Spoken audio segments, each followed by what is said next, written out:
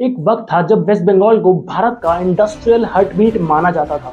1960 में बंगाल का जीडीपी था 10.5% और पर कैपिटा इनकम देश के एवरेज से 27% ज्यादा, यानी बंगाल था भारत की शान। और आज बंगाल क्या क्या झेल रहा है और किस तरीके से बर्बाद हो रहा है। एक टाइम पे वेस्ट बंगाल दुनिया के साथ कम्पीट करता था और आज बर्बादी की कहानी सुना रहा है। जूट मिल्स, फैक्ट्रीज और पोर्ट्स ने मिलकर बनाया था बंगाल को एशिया का क्राउन। लेकिन धीरे धीरे सब चुप हो गया, फैक्ट्रीज बंद हो गई, इन्वेस्टर्स भाग गए और एक समय का इंडस्ट्रियल जाइंट बदल गया एक भूत बंगले में। आज सवाल सिर्फ इतना है कि वेस्ट बंगाल बर्बाद कैसे हुआ। क्या ये राजनीति की साजिश थी या एक श्राप जो बंगाल को अंधेरे में ढकेल गया। कहानी शुरू होती है साल 1947 से। पार्टीशन ने बंगाल को तोड़ के रख दिया। ईस्ट बंगाल बन गया पाकिस्तान और फिर बाद में बांग्लादेश। और इसी के साथ आई रेफ्यूजी की लहर।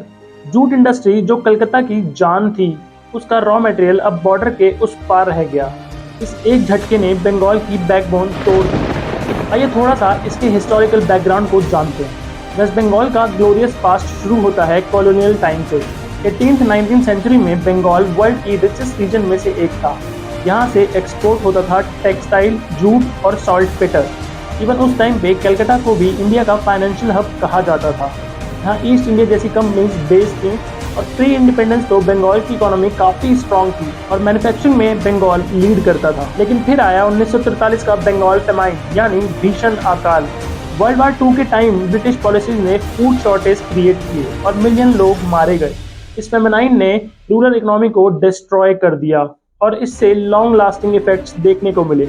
इसके बाद 1947 के पार्टीशन में सब कुछ बदल दिया। पार्टीशन के बाद वेस्ट बंगाल को इकोसिस्टम ही टूट गया। जूट इंडस्ट्री जो स्टेट की बैकबोन हुआ करती थी, डिक्लाइन होने लगी और सब्स्टिट्यूट की वजह से ग्लोबल डिमांड गिरने लगी। साल 1952 में एक पॉलिसी ने बंगाल की इंडस्ट्रियल स्ट्रेंथ छीन ली, फ्रेट इक्वलाइजेशन पॉलिसी। इसका मतलब था जो कोल और मिनरल्स बंगाल के पास नेचुरली थे, उनका एडवांटेज बंगाल की इंडस्ट्रीज को मिला ही नहीं।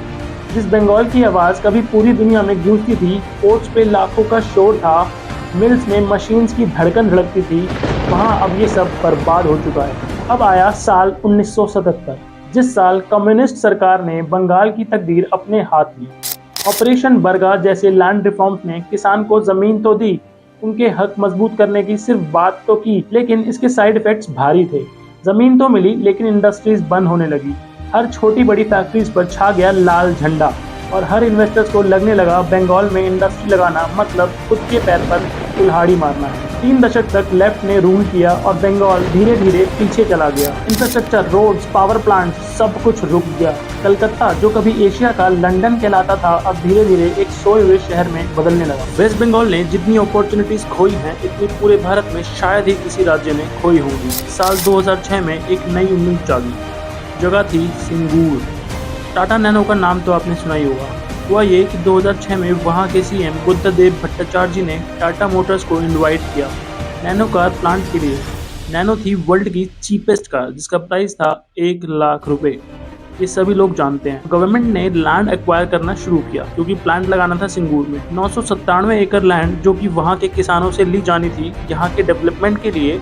उधर टाटा मोटर्स अपने करोड़ों रुपए इन्वेस्ट कर रहा था। 85% प्लांट रेडी था और इसकी वजह से लाखों जॉब्स क्रिएट होने वाले थे। लेकिन यहाँ ट्विस्ट आया। बहुत से फार्मर्स अनहैप्पी थे। उनका कहना था लैंड फोर्सिबली ली गई थी और जिसका कॉम्पनसेशन यानी मुआवजा भी कम था और फर्टाइल लैंड होने की वजह से किसान उस पर डिपेंड थे।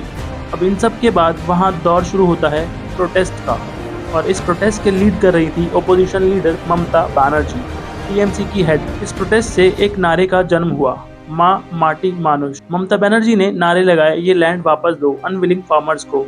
एजिटेशंस बढ़ने लगे, धरना, रोड ब्लॉक्स, इवन वायलेंस ने पूरे स्टेट में तहलका मचा दिया। टाटा के वर्कर्स को थ्रेट मिलने लगे और फैक्ट्री में काम रुक गया। ये सब जब चल रहा था तभी 3 अक्टूबर 2008 को रतन टाटा ने अनाउंस किया कि टाटा मोटर्स सिंगूर छोड़ रही है। रतन टाटा ने कहा, ये पेनफुल डिसीजन है लेकिन हॉस्टिलिटी की वजह से हम जा रहे हैं।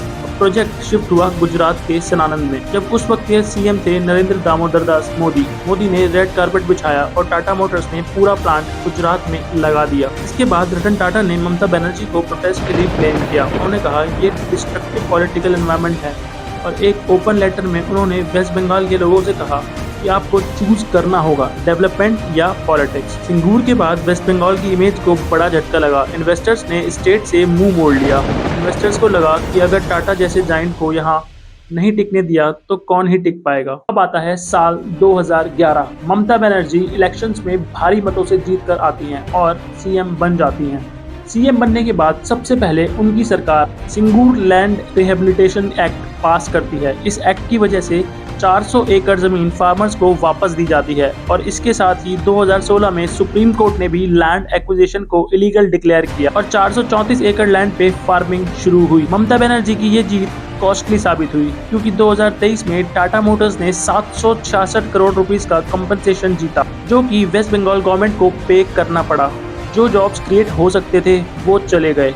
अगर आज भी सिंगूर की तरफ गौर करें तो आज भी कंट्री साइड अंडर डेवलपमेंट लगता है। रतन टाटा ने 2014 में कहा था कि स्टेट अभी भी एंटी इंडस्ट्री इमेज से जूझ रहा है। उधर ममता बनर्जी अपने स्टैंड पर अभी तक अडिग है कि सीपीआई ने गलत लैंड एक्विजिशन किया। अब सच क्या है ये किसी को नहीं पता, लेकिन अगर हम बात करें सोसाइटी की तो वो अब भी स्ट्रगल में है। हर जगह आपको मिलेगा एक ही दर्द, नौकरी नहीं है। यूथ जॉब के लिए दिल्ली, बेंगलोर और गल्फ कंट्रीज भाग जाते हैं। कोलकाता के टीचर्स प्रोटेस्ट करते हैं नौकरी की डिमांड लेकर। Sundarbans green project climate change की वजह से पानी में डूब रहा है। यहाँ सिर्फ इकोनॉमी नहीं, समाज भी क्राइसिस में है। करंट ईयर 2025 में एक नई शुरुआत देखने को मिली है। टाटा ग्रुप के नए चेयरमैन एन चंद्रशेखर ने ममता बनर्जी से नबाना में मुलाकात की है। सिंगूर के 17 साल बाद पहली फॉर्मल बातचीत सामने आई है। ये था एक साइन ऑफ थॉट। अब देखना होगा शायद फ्यूचर में स्टेट गवर्नमेंट और टाटा ग्रुप के बीच क्या कोऑपरेशन होते हैं। इसके बाद सवाल ये है कि क्या बंगाल वापस से इन्वेस्टर्स को भरोसा जीत सकता है या आने वाला वक्त ही बताएगा, क्योंकि 2026 में इलेक्शंस भी होने वाले हैं। लेकिन वेस्ट बंगाल की कहानी यहाँ खत्म नहीं होती। राजरहाट और सॉल्ट लेक में आईटी हब्स निकल रहे हैं। रिन्यूएबल एनर्जी, टूरिज्म और बायोटेक सेक्टर्स बंगाल के नए वेपन्स बन सकते हैं। अगर गवर्नेंस सुधरा, इंफ्रास्ट्रक्चर बना और राजनीति को डेवलपमेंट पर रखा गया तो बंगाल फिर से उठ सकता है। इंडस्ट्रियलाइजेशन और इंफ्रास्ट्रक्चर पे काम करके बंगाल भी गुजरात, महाराष्ट्र और यूपी की तर्ज पर डेवलप हो सकता है। बंगाल के पास अभी भी कल्चर है, टैलेंट है और सबसे ज्यादा है उम्मीद। तो कमेंट बॉक्स में बताओ, क्या ये जमीन फिर से जाग उठेगी? वीडियो को लाइक करना, शेयर करना और कमेंट करना। मैं मिलता हूँ आपसे अगली वीडियो में। Till the time, you chase your dreams.